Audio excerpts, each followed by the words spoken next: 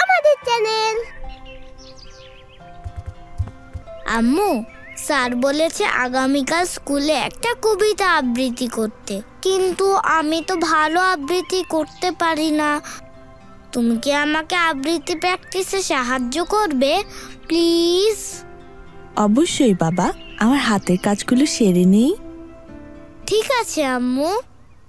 এরপর মা তার কাজগুলো নিয়ে ব্যস্ত হয়ে পড়ে, আর মাহিন সেটা দেখতে থাকে।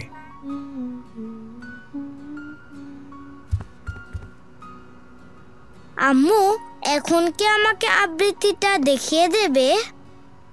আর একটু দাঁড়াও সোনা।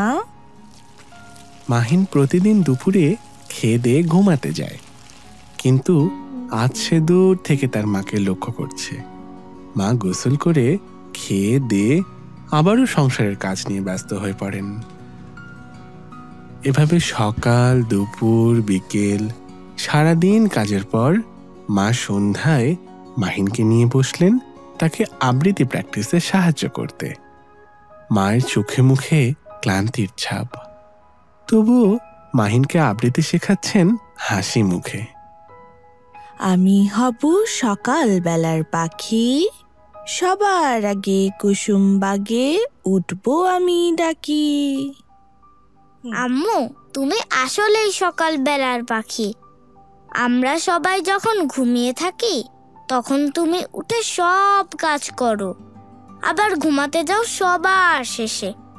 সারাদিন এত কাজের মধ্যেও আমাদের সবার খেয়াল রাখো, আমাদের জন্য এত কিছু করো, কিন্তু তোমাকে কোনোদিনও এই কথাটা বলিনি। কোন কথাটা বাবা? আম্মু, তোমাকে আমি অনেক ভালোবাসি।